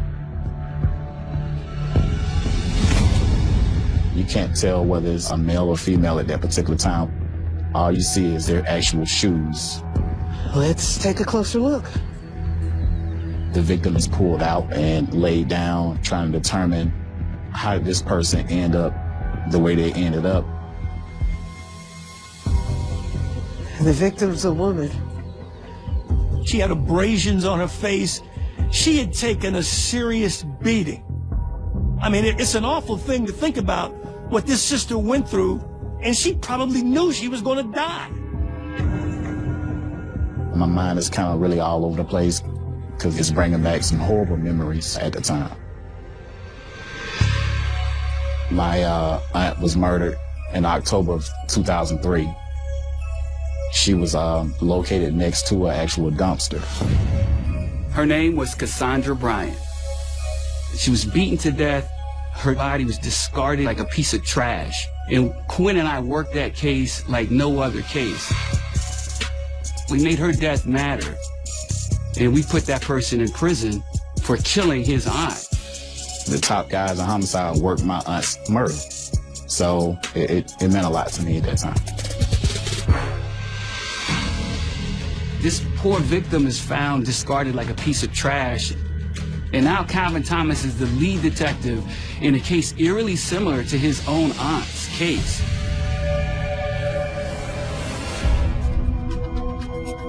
It was hard at that particular time, but I knew I needed to stay focused, stay professional, and do the job that I needed to do. So our victim at this time does not have an ID, so we didn't know a name or anything associated with the victim. She's a Jane Doe for now. As Calvin works the scene, I decide to pay him a visit. I heard the call come up on the radio as I'm heading home that day. I said I want to go by and watch my guy in action. Knowing that this victim was wrapped in a blanket, put into a trash container, we know right away there's a personal connection between this victim and her killer. She knew her killer. The killer's got to get rid of this evidence. They have to push this body to a space that's far away from where they are, because there can be no connection between the killer and the victim. And that's exactly what happened. I'm thinking about who was her boyfriend, who was the last person she was with. That's kind of what I'm thinking, possibly a domestic violence type incident. Killer's a local. So what's next? Outside in. I learned this from Quinn. You work the scene from the outside in, and that means so whatever the crime scene tape is, what's going on the outside of that tape. You know, concerned neighbors, just to see whether or not they saw anything. We immediately meet a guy who claims to be looking for his girlfriend. His name is Isaiah Rhymes. He'd been missing his girlfriend for over 24 hours, and he wanted to make sure that wasn't her that was inside the trash can. What's your girlfriend's name? Tina. He identifies her as Tina Bass. He says everyone calls her Tiny, though. He said this corridor is where she hangs out. I last saw her about 2 days ago.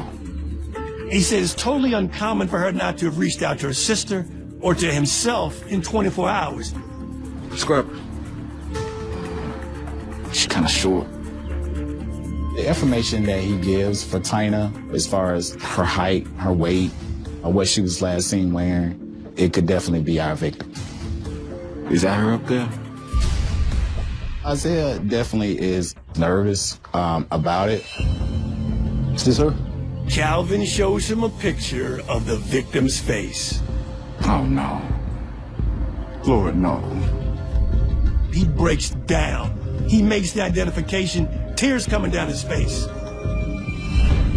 Calvin wonders if Isaiah's tears are real, or is this just an act to make himself appear innocent?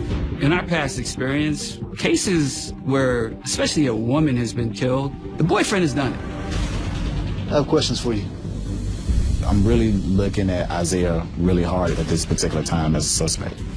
This case is about to take Detective Thomas on a wild ride.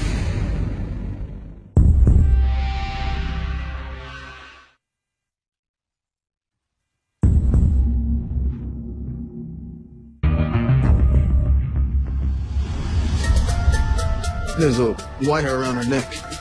Detective Calvin Thomas is investigating the murder of Tyna Bass.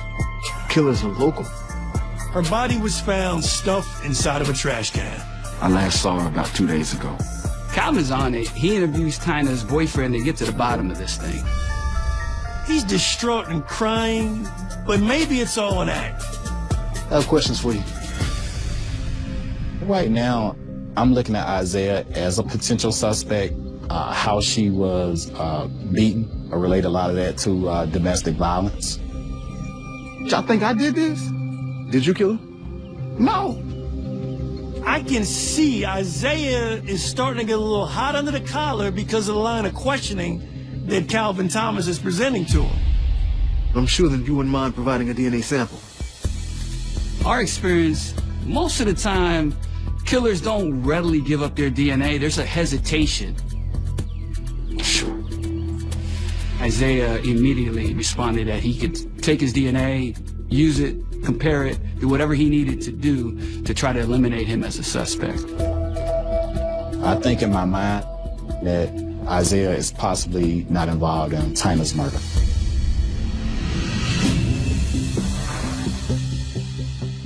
Getting the information from Isaiah on the scene of the victim's sister, I was able to contact the sister to let her know that I wanted to come see her.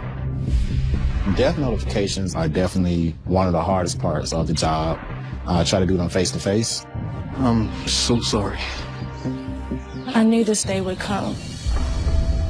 Tyna's sister gave Calvin the background on Tyna. She said that Tyna was battling drug addiction, and like many people, it had an unbreakable hold on her. It may have played a part in her death, but as a homicide detective, we do not judge a victim's lifestyle. No matter who dies, everyone deserves justice. Do you think Isaiah may have done this? No. I'll be in touch. Tyna's sister didn't have any idea of who could have committed the crime in this particular case. Hello? Okay, I'm on my way. Calvin gets word that Tyna's autopsy is complete. He hopes to learn something that can help solve the case. We meet with Calvin to go over the findings. They said there was blunt force trauma to the face, to the head area, and strangulation. The ligature that was around her neck was white. It's white wire. Matter of fact, I have a couple photos of it that I can show you guys. It was fairly loose around her neck, so it was kind of hard to determine whether or not this was used to strangle her. Send it down to the GBI for test DNA. I mean, the yellow wire here, as you can, I mean, it's tied like a Boy Scout tied it. So I'm thinking, you know, hands, sweat, anything of that nature could be on there. Because I felt like this was probably going to be a DNA type of a case. We're looking at DNA, also fingernails. One of the things you did was, cleverly, you preserved those nails. Just from talking to her sister, actually, she said she was a fighter, so I'm almost certain that she fought for her life. Yeah. So at that point, we knew, you know, let's go ahead and clip these fingernails and preserve those and send those down to GBI for testing. I believed at that time could be the killer's DNA underneath. Nice. So now you send this off to the GBI and it's waiting game. You're waiting for this DNA to come back. What do you do next? We went back out to the neighborhood, man. I wanted to let the neighbors know that hey, I'm here and we're gonna try to figure out what happened to your friend Tyna. This is not a homicide that you're gonna sit at your desk and work. This is boots on the ground. This is grinding up shoe leather. I love it. Calvin heads out to Old Fourth Ward on a mission.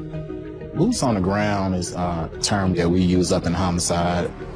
You can't solve a homicide by sitting at your desk all day. So you definitely want to get out there and knock on doors, let the community know that we're trying to solve this crime. The community kept pointing towards a guy by the name of Jeff. And not that he was a suspect in the case, but that he possibly would have information on the case. The streets were saying Jeff was action news for Old Fourth Ward.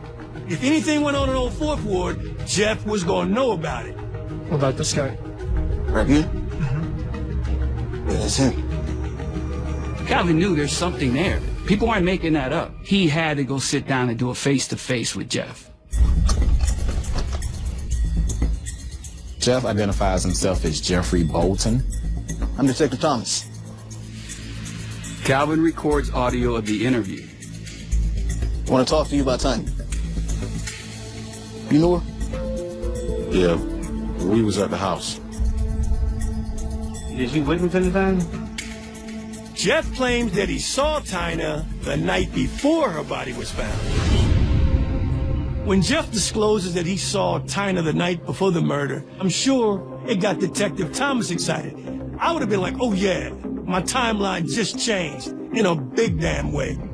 Where do you live? Right there. The actual street is right across the street from where the victim is located. So it's within walking distance from the house that Jeff lives in. According to Jeff, he and Tina was standing outside, I guess just having a conversation. And then this U-Haul just randomly came down Mackenzie Drive and stopped in front of his house. I see a U-Haul truck came up the street. Big U-Haul truck. He starts to talk about two Hispanic males got out of the vehicle and asked where were the ladies. And Tina identified herself as, I'm right here. I kind of don't know the folks. Don't know the folks. You got in the truck right there, they ain't seen Tina shit.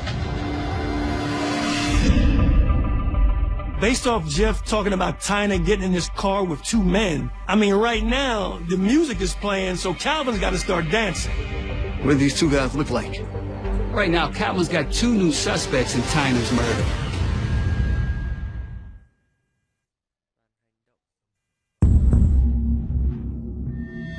I want to talk to you about Tanya. The Tina Bass homicide case is heating up. The U-Haul truck came up the street.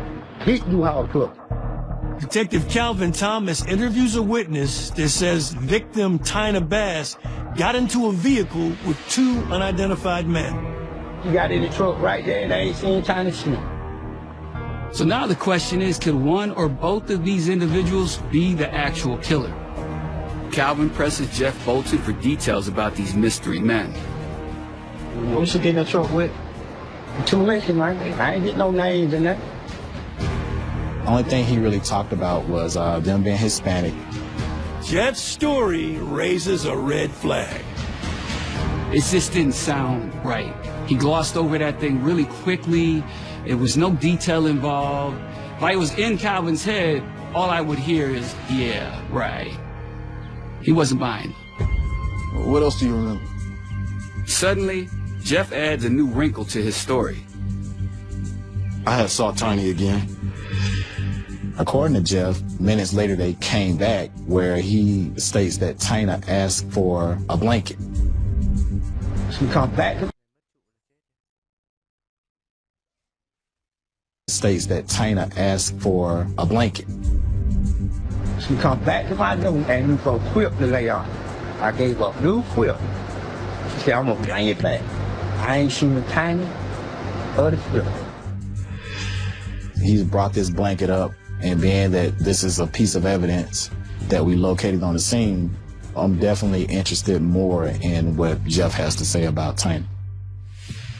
Calvin wonders if Jeff is misleading him. Quinn and I have had cases in the past where the suspect actually inserts themselves in the investigation.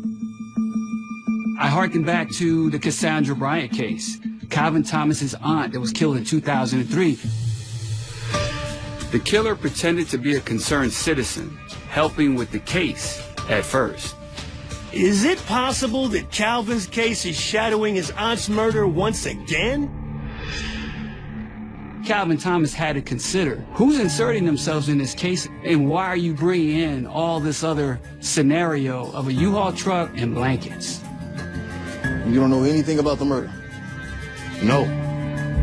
The DNA that potentially could be found on victim Tina Bass is the most important key to solving this case. And Calvin Thomas knows that. Will you consent to give up your DNA? Fine. let's go ahead and take the DNA. Now let's see where we are. Even though Jeff rises to the top of the suspect list, Calvin must first look into the men in the U-Haul. We'll be in touch. So you're having to take everything that you're learning and verify it. Before following up on Jeff's lead, Calvin did a big media splash on the news. He was asking the public to call Crime Stoppers with any tips. He then began canvassing the area of Mackenzie Drive, which is where Jeff Bolton claimed he saw Tyna get into a U-Haul with two guys. Calvin quickly found a home with a security camera pointed towards the street where Tyna allegedly got into that truck. Calvin spoke with the homeowner who just happened to be Jeff's next-door neighbor. The guy didn't remember seeing a U-Haul truck the night that Tyna disappeared, but he agreed to share the video.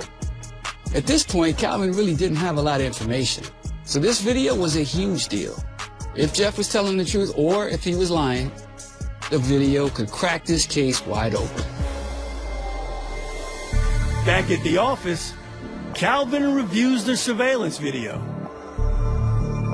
You have to do your due diligence and try to identify whether or not his story is believable. Jeff gave a time of between 9 and 10 p.m. of when the U-Haul truck came down Mackenzie Drive. Calvin doesn't see the truck. He doesn't spot any signs of Tyna or Jeff either. Calvin watched this video over and over for hours, and he saw nothing that would corroborate what Jeff said. There's nothing on here. So Jeff lied to me. He could have been rinsed off with that video, but he's back in it. He goes right to the top of the suspect list. So Calvin Thomas now, knowing that Jeff Bolton is lying, has to take a deeper dive onto just who Jeff Bolton is. Part of that in the history of working any case is criminal history. Does he fit the profile of someone capable of doing what was done to Tyna Bass? I can see that Jeff had about 27 cycles of arrests. He was a convicted felon as well, and mostly drug offenses, burglary, and crimes against persons as well. That's a big damn moment because that shows that this ladder that he's climbing, it could have graduated onto murder. It put me in the state of Jeff could definitely be a suspect in this case. So we definitely want to do a search warrant on the house. Detective Thomas. You're working the Tyna Bass murder? Yes. It's the Crime Stoppers tip line. And they have a lead that's about to turn the case upside down. We have a tipster saying they know who the killer is.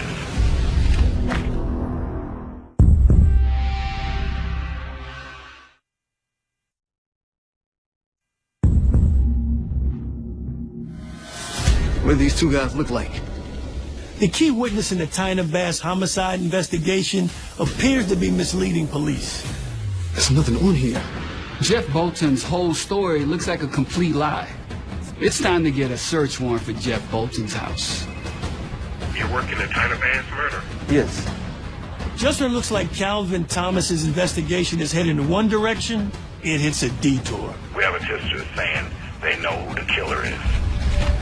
There's always a lot of twists and turns when you're looking for justice. What's the name? Michael Smith. He goes by the nickname Friezo, and Friezo killed Tyna. So the tipster did state that Tyna and Friezo were drinking the night before the murder, and at some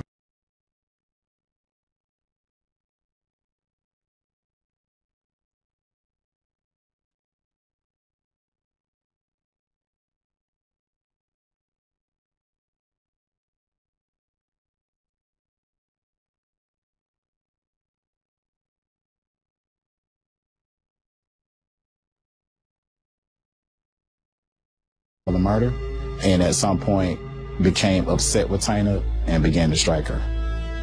How does the tipster know this? He didn't say, and he wanted to remain anonymous. This is a detour that Calvin Thomas does not want to take, but he has to, because it's now looking like it's either going to be Friezo or it's going to be Jeff Bolton. The first thing Calvin had to do was to vet Friezo out. He He pulled Friezo's criminal history, and he had quite the lengthy record. Friezo wasn't in jail, and it was his current address that really stuck out. He lived in close proximity to the crime scene, so that was a big red flag. At this point, Calvin turned his attention to Friezo. Police quickly tracked Friezo down and brought him to homicide for an interview. It was time for Calvin to get some answers. Friezo agrees to a videotaped interview. I'm just going to formally introduce myself to you, okay? I'll take the time. My first name, Cal. Friezo says he's known Tina for a while. Friezo also openly admits that his relationship with Tina involves sex, drugs, and violence. How often did you guys argue? Doing something? Anytime she was drunk. He definitely came out and said that, you know, we fought all the time. I want to say your name, you know what I'm saying? Because your name is suspect number one. We're just keeping it real with you. Okay? All right. Friezo adamantly denies killing Tina. And our people gotta take a test. And I'll pay for it. So swallow me, please. Take my blood, whatever you gotta do. I don't kill it. All right, man. We do ask him to consent to a DNA swab where he does consent. So we take his DNA as well, and we send that off to the GBI for testing. When Calvin continues the interview, Friezo swears he wasn't with Tina, but he did in fact see her. According to Friezo, the night before she's found dead, Tina came by his house to get something to eat. So when she came over, how long did she stay? She just stayed 5 minutes. So she longer. That's what's in our I'm in the bathroom. When I came back out, she was gone.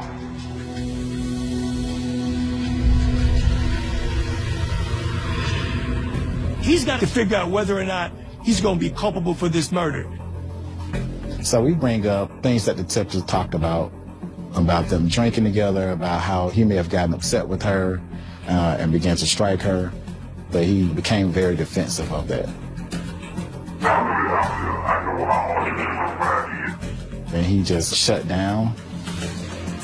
Calvin doesn't give up. We asked Friezo would he be open to taking a CVSA, which is a computer voice stress analyzer exam. Friezo agrees to participate.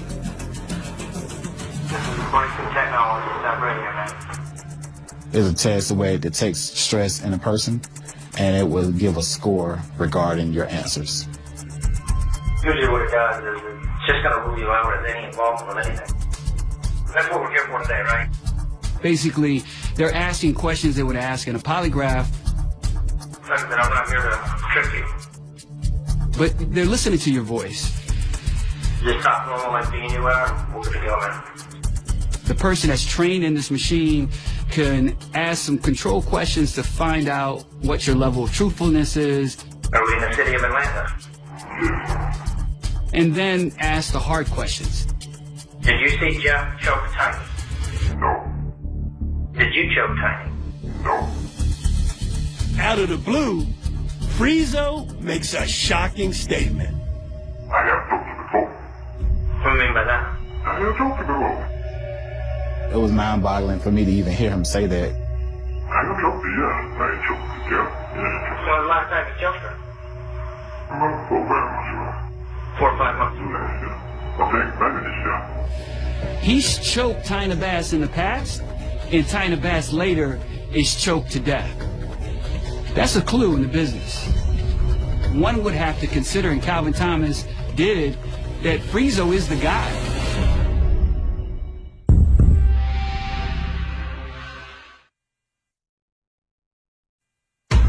The new version of a polygraph test. Friezo, a suspect in the Tina Bass murder, agrees to do a vocal stress test. Did you choke Tiny? No. And Friezo makes a damning statement. I have choked her before. When was the last time you choked her? Last year. I think maybe this year. Friezo might be the killer. You didn't choke her on the day in question? No, I didn't. For him to say that, he's choked her before definitely sent my spidey senses up on that one. So after the exam is completed, we go over the results of the exam. He had a lot of stress, and that's what he didn't get. This test shows he's being deceptive. So we have a problem. Okay. And I know when you said that you had choked her in the past, you tell us that the thumb is up? No, we're fine. You never told me you choked her. Frieza doesn't have a response to his deception. He just pretty much met us with anger. Don't kill him. He lying. Don't get angry with me. I don't see the lying. No, it's not. I see the bullshit. That's bullshit. Because I was at home, man. Just because Frieza showed deception, that's not anything Calvin Thomas could have held him for. Can't arrest him. It's not even admissible in court. I think I'm gonna stop this because I know who I was. I know I did. Because I will never arrest him. You gotta let him go. Frieza walking out of that door definitely left me feeling like he was involved in this murder. After the interview, Calvin gets word that the search warrant for Jeff Bolton's home is approved. We go out and we serve a search warrant at Jeff's house. I joined Calvin on the search. I'm just an extra set of eyes. I'm an experienced detective that knows what to look for, so Calvin Thomas asked me to come with him. Hey, BD, we have a warrant. No one answered the door, so we had to force entry. Literally using a battering ram, had to bust the front door open to get inside this house. The house is extremely dirty, it's filthy. We were looking for blood. We were looking for moving blankets. We were looking for the electrical wiring that the victim was tied up in as well. And as I traversed down this hallway, I looked down and I saw a reddish brown substance that I was very familiar with. A substance I've seen many times in my career. Come. What's up, man? Check it out. And I pointed down, and Detective Thomas looked at it and said, "Yeah, V, that's blood." We got him.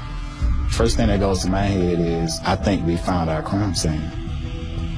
This evidence could break the case wide open. Yo, John, come get a photo of this. Let's keep going. My first big find was a bloody shoe print that was on the floor of the house. So we swabbed that shoe print. As we continue doing the search warrant at Jeff Bolton's house, we both look at each other, we're like, no way. There's a blue moving blanket, identical to the one that Tina Bass is wrapped in. You crossing Frieza off the suspect list? I don't know if we can do that just yet. Right now, our boy Calvin's got his hands full. He's got this really compelling case with Jeff. So is the killer Jeff? Is it Frieza? Or is it both of them? Well, DNA test should sort it out. Suddenly, Calvin gets a surprise visitor. Hey, Jeff Bolton's outside. Let's talk to you guys. It's all adding up, and the sum of all totals we're looking at right now is named Jeff Bolton. Come up with some answers. Calvin brought Jeff to the homicide office and did round 2 with him. He asked Jeff about the blood found in his home. Jeff claimed that Tina had tripped and cut herself and explained that's why there was blood in the house. It didn't make sense, and Jeff said he didn't do it, and he said all he's going to say. With no hard evidence against him, Jeff was allowed to leave. But Calvin told him, we're going to be speaking again. Days passed by with no new leads, and the forensic testing had yet to be completed. Calvin believed in his heart that Jeff was involved, and he decided to take another run at him. Jeff, hop in so we can have a word. Calvin heads over to Jeff's house and convinces him to have a chat in his car. I put my mic on and just went right in and started speaking to him. Calvin decides to use a new tactic with Jeff. Many times detectives have to introduce an alternative reality. He now has to give him something. It's called an out. Let me ask you this. Was it an accident? Huh? Was it an accident? Yeah. Jeff actually jumped on, he latched on to that idea of it being an accident. Why was it an accident? Just tell me that. I felt like it was like the sun really came out. Cause it wasn't meant to happen. I was like, oh my God, like we're almost there.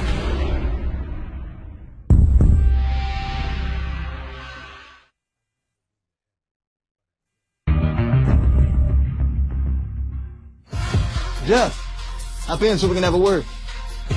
Jeff Bolton, the prime suspect in the Tyna Bass murder, seems to be on the verge of confessing. While speaking with Jeff, I wanted to at least give him an out for if he did commit this murder. Was it an accident? Yeah. That was brilliant on Calvin Thomas's part to ask that question.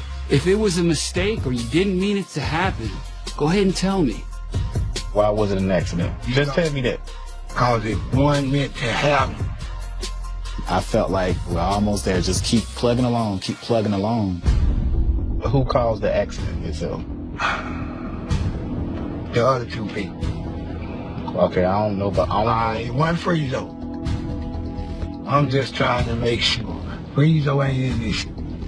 It was like he was freeing him from it, and I couldn't understand why. I was drunk. I knew I was good and drunk. And that's why it was an accident, right? Because you were drunk, stuff happened, right? No, I ain't talking about me. With other folks right him out. Who was other folks, Jeff? He's all over the place. He's talking about he hadn't had any sleep, how he wanted to kill himself. Man, did you realize I almost hung myself? Did you realize I almost took an overdose of people? Let's stay focused on this accident. I wasn't going to let it go until I got a little bit more information. Tell me what you remember, and then I'll work with you on the rest of that. Okay. Come to the house. Okay. Now, is you tight end? Who else? Your daddy. That's when he interjects Little Donnie into the scene. Who was Little Donnie? You guys go out and get high and crazy. According to Jeff, they were smoking crack, and Little Donnie became upset with Tyna for some reason. And Little Donnie is the one that hit Tyna in the face.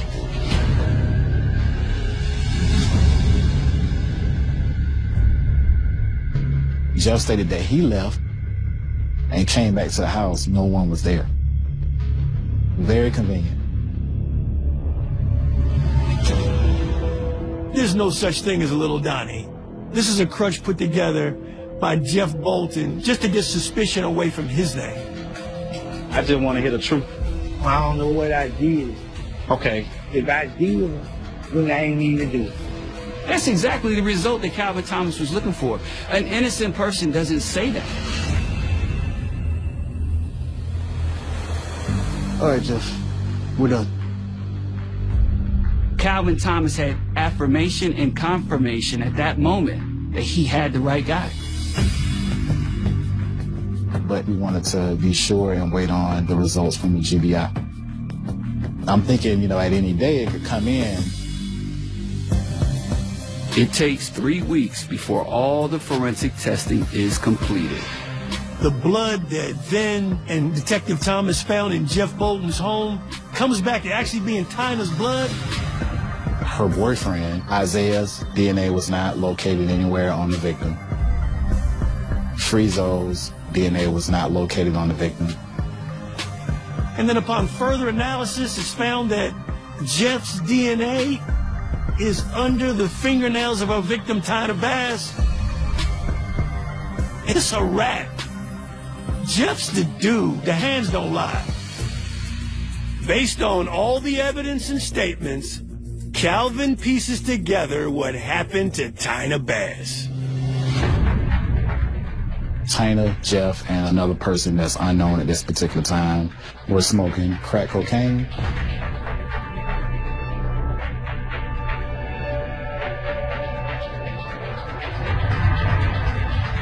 At some point, an argument ensued. A fight occurred. Tana was assaulted physically and strangled.